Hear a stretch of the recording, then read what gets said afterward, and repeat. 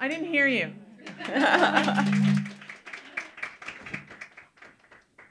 Thank you, everyone, for being at this Washington Women Technology Network luncheon. And we're really thrilled to be here on this very special occasion. Connie Milstein, who's our friend and host tonight, Karen Appleton from Box, Hillary Rosen. Thank you so much, and thank you all for attending. And mostly thank you to Senator Amy Klobuchar, who is one of our favorite senators. We can say that. Look at the big smile on her face. That's great. Actually, that's going to be one of my questions. You're one of the smiling senators. You look happy. Everyone complains. It sounds like a bad singing group. Yes, exactly. But you've written this great book, The Senator Next Door, and we're so happy that you could be with us today. Betsy Fisher's here with me. And I want to ask the first question, because when I read this book, all I could think of is, this is very Sheryl Sandberg-like. This is very, so I've decided you're the Sheryl Sandberg of the Senate. And the reason is because you're telling women really to lead from the front and know your strengths and get out there. Is that fair and accurate? That is that good fair. reporting? I think a lot of the books that have been written over the last few decades understandably focus a lot on, especially of women running for office, on sexist comments and harassment, and this stuff is still going on. Don't get me wrong. We just heard Donald Trump's a week ago basically imply that Carly Fiorina couldn't be president because he didn't like her face. So this stuff is still going on. But my point in the book is, one, there have been some improvements. Certainly in the U.S. Senate there have been improvements.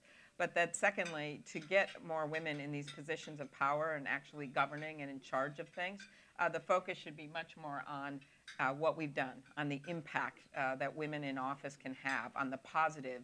And we have so many positives. And this is actually only a small part of the book, but I talk about the women senators, how we've worked across the aisle, how Susan Collins stands and gives a speech. And I was the first Democrat to call her, and we formed that group that came up with the idea to end the shutdown, or Debbie Stabenow leading the Farm Bill, or the work that Barbara Mikulski and Patty Murray did. And you can just go through the women senators, and there was actually a study in Harvard showing that it was true, so it must be true, right, that looked at the number. So that is part of the argument here, is that it is still an unfair world. I mean, we only have 20 women in the Senate. And as I know, you never know why you're left out of something, or why you don't get to be in the gang, literally a gang, and why it's all men. You know, is it because there was a good reason for that and they picked the people that should be in there, or is it because they were more comfortable being together and they didn't want a woman in there? And so you have to think those things and you just push forward. But I think we're at a different level now, and that level means gaining real power by pointing to the good that we've done and the good we will do in those offices. Now, Senator, I read a lot of political books, and I will tell you that your book is one of the most fun books a politician has written. I mean, she goes through, and she has, you know, all about growing up, her parents, her first jobs, being a woman, her daughter. My prom. Yeah, your prom. And so I want to start with a couple of fun questions, and then we'll get a little bit more serious. Most interviews start serious and then get fun. We're going to start fun. So I just have a couple of quickies that I want you to fill in the blanks on. You got kicked out of elementary school for doing what? For wearing pants in 4th grade. Mrs. Quady, the principal, kicked me out, and my worst moment since the book came out was I got a call one day, and this guy says, "I'm Ron Quady, and my mom's dead, and you made fun of her in the book." Oh my God, and you made fun of her hair, that she had this beehive, and I said, "Well, she did, Ron," and I had a lot of respect for her, but it was a public school, and I had to go wear a dress, and all of a sudden I hear this laughter, and the voice says, "This is Al." It was Franken. No. Okay. All right. I totally fell for it, but in any case, that is a true story. Yes, that's right. Great. Okay. And I talked about how, by the way, back then I did not know how to stand up for myself in 4th grade, and I just cried, and I walked back to my house, put on a dress, and walked up through the woods and came back to school. So. And you once got dumped on Halloween while you were dressed as a Christmas tree. Yes, that was bad. It was actually a longtime boyfriend, and he decided he wanted to get married, but I wasn't the right person. And he picked the moment to tell me this when we were going to a party, and I wore an entire brown tights for the, and a green Christmas tree with ornaments and the thing at the top of my head, and I had plugged myself into the wall with an extension cord with the lights. And it was a pretty low moment. Yeah. And speaking of that, you set an all-time Senate record for raising $17,000 from a collection of ex-boyfriends. Yeah, that was. I mean, the story there was no one would return my calls nationally. I talked a lot about what that was like to raise money when you've never done it before in any significant way, and that's when I one day just stopped calling people nationally and used all my old, if you remember, Rolodexes and address books. And I did raise $17,000 from ex-boyfriends. And as my husband points out, it's not an expanding base. Well, and speaking of raising money, I mean, you do, like you said, write in the book about that was difficult for you.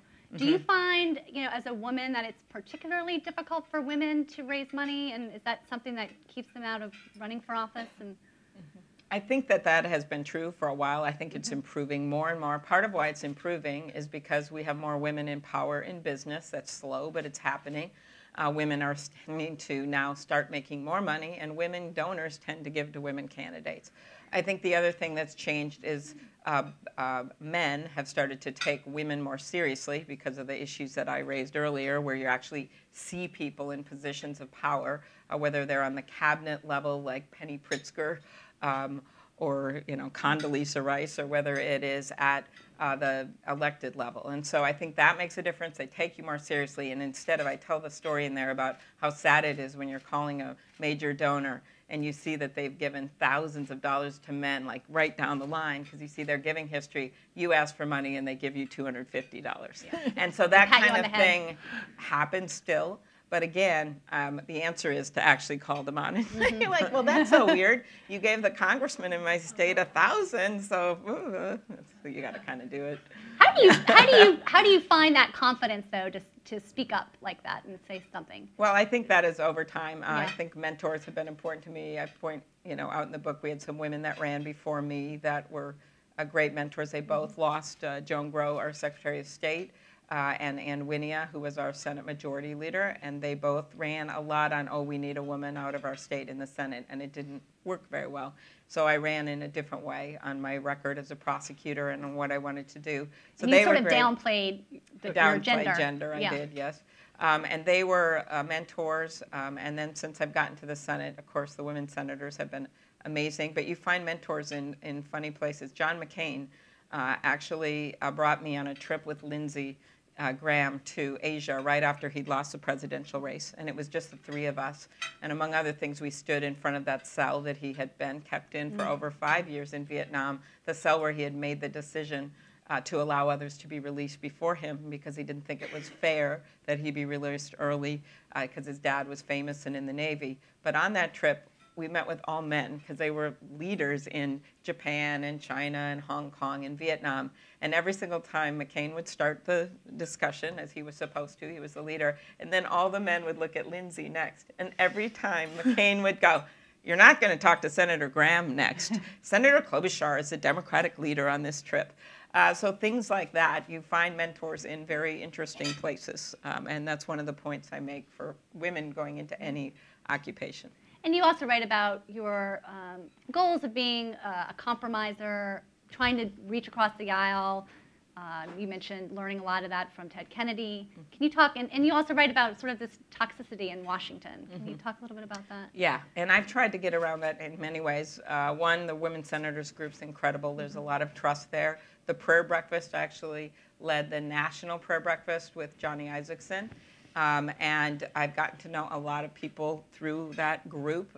Was why Sessions and Inhofe worked with me on an adoption bill that was incredibly important. We brought tens of thousands of kids in from other countries retroactively.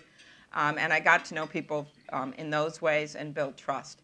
I actually have a section in the book called Republicans I Have Loved to Work With, to make the point that we need to find this middle ground. I call the book the anti-Trump book, just because I think this civility is really important to people getting things done. And I also make the case for people that are so sickened by politics right now that there actually are some really good people that work together well and get things done. And I know that's not the common wisdom, but we have to start making the case because it is true. And people don't all just stand in the opposite corners of the boxing ring. And you also are known for reaching out to journalists and having, being very accessible. Your dad was a journalist. Does that impact how you deal with the media and the press? I think so. When you grow up the kid of a journalist, you have to have some faith in them, I guess, that they're real people too, and that they're actually really interesting to talk to. And so I grew up. My dad didn't. He was kind of a funny way. He was so talented and had his own column, but he started out with the Associated Press. So it's not like he would have hordes of journalism people over to our house or anything. We'd more likely have like the Vikings football coach come over and they'd get in a big argument. But he, the story that is actually my favorite one in the whole book is right at the beginning of the second section. It's him as a young reporter who is walks into the AP that day and is told that he gets to report on the presidential race at night with 2 other reporters. And the whole country, it was so tight, no one knew who was winning, Kennedy or Nixon. And my dad was from the Iron Range in Minnesota. My grandpa was an iron ore miner, worked 1,500 feet underground. And Illinois, California, and Minnesota were all out. And the next morning, the 3 reporters are looking at this, and northern Minnesota will not come in the results, but the rest of the state is tied. So they make the call based on my dad's recommendation. They call him the bureau chief in New York, and the guy, my dad's boss, whose name was Moses, says, well, we're electing Kennedy. And the guy in New York says, I have 2 words for you guys in Minnesota, be right. And they ended up being right. The New York James Rustin reported the next day as they called the race in Minnesota. 13 minutes later, Nixon conceded. And my dad's story is that he then goes back to work after celebrating at lunch and is given his next assignment, and that is that 3 pigs are stuck in a mud pit in Faribault, Minnesota. So it's kind of that reporter's life of going from the most glamorous things to the things not so glamorous. And did that spark your early interest in politics? And I know you did an internship in Washington for Vice President Mondale. Mm-hmm. Yes, I mean, obviously my dad covered the '68 convention. He covered a lot of politics. He covered anything he wanted. He had a general column, and in addition to that, did sports. But for me, the internship with Mondale was probably the first time. It was my first government job ever, and my first time in Washington. And I walked into that office all excited. I was a sophomore at Yale, and I'm like, okay, I'm going to write all these policy things. I'd submitted a writing sample, and my first assignment was to do the furniture inventory of every single piece of furniture of the vice president's staff. It took 3 weeks. I had to crawl under lamps and sofas, and I met some people that way, Mike Berman. So anyway, so I wrote down all the numbers, and as I noted then, I learned 2 things. One, the vice president was and is an incredibly honest man. Nothing was missing. And second, that was my first government job in Washington, and this was my second. So I always tell people to take their internships very seriously. So.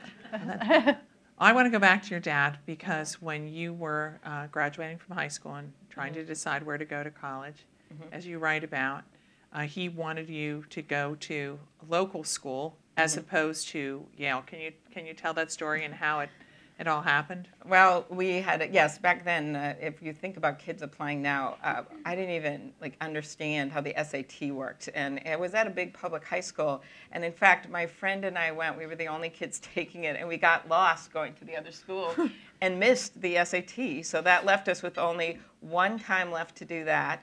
And I had taken 1 AP, and I could do 1 more AP. So the story was that I did really well in the SAT, but after I took it, I realized that you could read a book and find out the kind of questions that would be on it. And I did that with the AP, and my score went up like 30 points or something. And so in all of my college apps, I wrote a note that I found when I looked back at the Yale records, and it said, "Dear Sir/Madam, as you can see, I've done well in my test scores, but they went up 30 points on the AP. And if I had known there was a book you could read, when you think of all these kids, I actually found this note.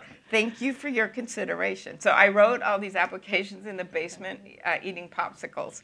And then I got in a number of schools because I had good grades and did well. And my dad would only go to 1. He wasn't going to go to any until the editor of the paper said, "Are you crazy?" And so a guy named Steve Isaacs, who was actually, I think, at the Post for a while, I just ran into him in an elevator. And that's probably how I ended up there, because he told my dad he was crazy.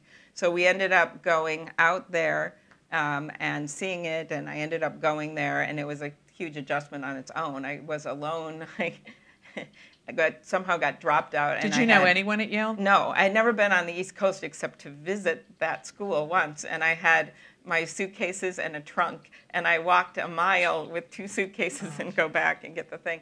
And I get to our room, and everyone was from the East Coast. And my favorite memory from that first month was that one of the girls, I came into the room, and she was sobbing. I'm like, what's wrong? And she had this beautiful dress on. It's the New York debutante ball, and I'm not flat enough on top. I'm like, no, it looks beautiful. Her answer, how would you know, Amy? You've never been to a debutante ball. And I go, no, actually, they don't have them in Minnesota. Right. And her answer was, yes, they do. You just weren't invited.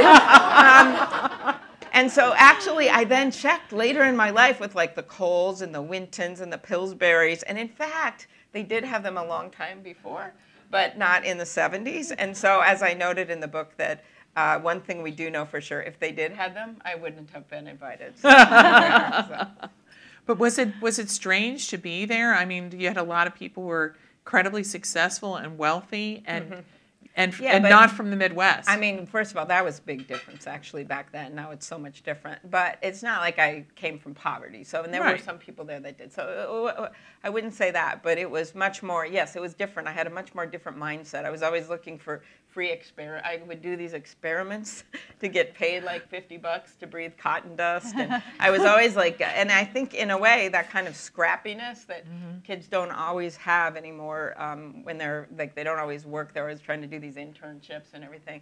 I think that was actually a really good thing. And I met a lot of kids that way because oftentimes I didn't go home for spring break or Thanksgiving. Except on the Greyhound bus, which took 2 days. And so I think I met a lot of kids that way. And your daughter, Abigail, is a student at Yale.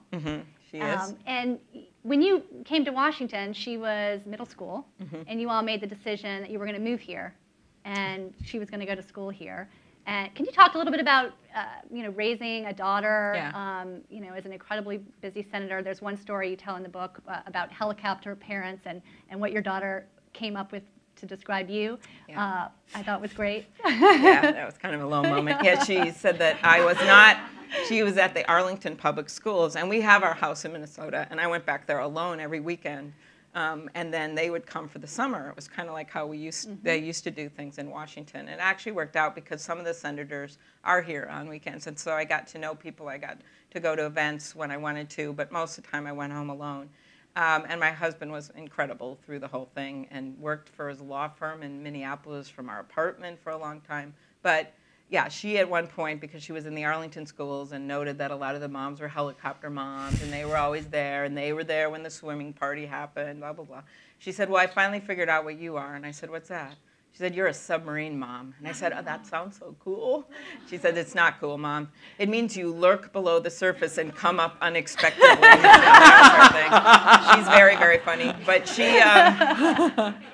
but really through it all, I had decided that, and politically, I suppose you could argue it's better to have your family back in the home state. But I just thought, given the Senate is there more, as you know, than the House. And a lot of the other moms have made the same decision in the Senate. Lisa Murkowski, of course, she has such a long commute, and Kay Bailey Hutchinson for a while had her kids, and Kirsten and others, because you just literally, we are voting always Monday and sometimes Thursday afternoon, sometimes Friday. You literally miss your whole kid's life. You don't know their teachers. You don't know the other students. And so we made a decision like a lot of parents make in a weird circumstance, what's the best way to do this? That's how we do it. But it was hardest on my husband because he would be there all the time. So he's a pretty good guy. He was active in the Senate Spouses Club. Yes, he was the first man to be active in the Senate Spouse Club. Claire always tells this story, McCaskill, about how one time we were driving out and we looked out the window and we saw him with this pink box, and she yells out, "What are you doing, John?" And he comes over. "It's a Senate Spouse Club event. It's Jim Webb's wife's baby shower." And we're like, yeah. Claire and I are like, yes! He's one of the girls. And then she yelled out, "That's the sexiest thing I've ever seen." That really happened, yeah. So, to politics in the campaign, can you share your thoughts on the field, the Democratic field? I know you're a supporter of Hillary Clinton, but the rise of Bernie Sanders, you all came to the Senate together, right? Just at the same time. Has he tapped into something, and what's your Yeah, I think he has. I think it's early. As I like to point out, some of these polls and everything, Jean Shaheen and I were just talking, in New Hampshire, there have always been other people up, and Hillary ended up winning New Hampshire last time. In Iowa, Michelle Bachmann was up at this time in the Republican thing. So I don't think that I'm in the horse race sort of world. I'm just not that captivated by that argument, only because things change. There's not even been a debate yet.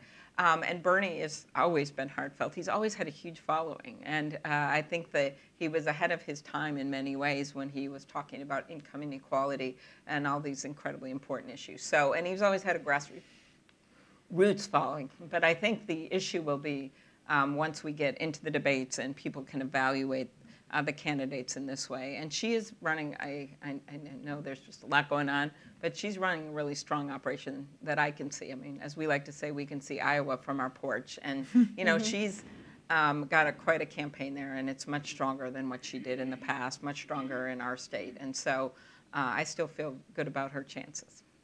Do you find that the whole issue of the email situation is a vulnerability for her? And how does she overcome that sort of trust question as a politician? How do you? Well, I think the first thing is that she has turned over 55,000 emails. She's turned over the server. She's going to have this hearing, and to me that's going to be a critical time where she has the hearing and also that debate, and it's within a few weeks. And I think that'll be a very critical moment to kind of turn the focus back on these really important issues and the things she's been talking about. I want to just ask you one more question about the campaign in the larger picture, because so much of this book is about how you work together, how you use humor, and the heart that you show on these issues and talking to people to get things done. So when you look at Donald Trump and what's happening in the Republican Party, do you think it'll have I'm not asking the political question, will he be the nominee? But will it have a lasting impact in politics? Well, I hope that kind of coarseness doesn't have a lasting impact. And even some of his policy things are some things Democrats agree to, right? Some of the tax issues he's brought up and things like that. So to me, that's not the issue. And some of the things we vehemently disagree with his stand on immigration. But just that coarseness, even the debate last night where he just went immediately to going after Rand Paul, who was just sitting there at the end of the thing. I don't quite, it's just that kind of attacks that are really where we don't want to be. And so one of the cases I make in the book is that we really have to be governing for the long term. We have gotten through this crisis governing with the financial downturn, with the TARP bill and the stimulus bill and the Dodd-Frank bill, and now we have this opportunity to govern from opportunity. And that means, to me, getting long-term tax reform done and simplifying things and making sense out of how we compete internationally. It means doing something on climate change, and it means this immigration reform, which is a huge economic issue for our country. And that is where I hope that people don't go that Trump way, and instead listen to some of the things that Lindsay said last night in the pre-debate, and what some of the other candidates, Marco Rubio and Jeb Bush and others, have been talking about on the Republican side, not to mention all our Democratic candidates who are supportive of immigration reform. But it's to me, it comes down to an economic issue as much as anything. We have 90 of our Fortune 500 companies formed by immigrants, 200 formed by immigrants or kids of immigrants. 30% of our Nobel laureates from the U.S. were born in other countries. And the way we're having this system work right now, we give unlimited visas to wild hockey players in Minnesota. Yay! That means they can come in from Canada, and we have, okay, fine. But then a doctor from the Mayo Clinic can't bring in their spouse, and so they go to practice in France, or a 3M in Minnesota can't bring in an engineer. So I was glad that that case was made in a more pointed way to differentiate with Trump. And so that is my concern from a policy standpoint, that not govern when we've had so much good bipartisan support in the Senate on immigration reform. And then from a tone standpoint, the case I make in the book is for civility. And it's not like I remember the old days. I'm actually using examples from today. Mitch McConnell and Barbara Boxer negotiated that good transportation bill that's 6 years. That just happened this summer. Or Boehner and Pelosi negotiated the doctor's fix with the Medicare issue. This stuff is happening today. And so people have to acknowledge that, and they have to commend that. And I think in the end, there were other voices last night in that debate, and I think that's very important. Thank you so much, Senator. Thank you, Senator. Loved having you. It was great. Thank All you. right. Okay, thank you. Now you can have some lunch. Oh, okay.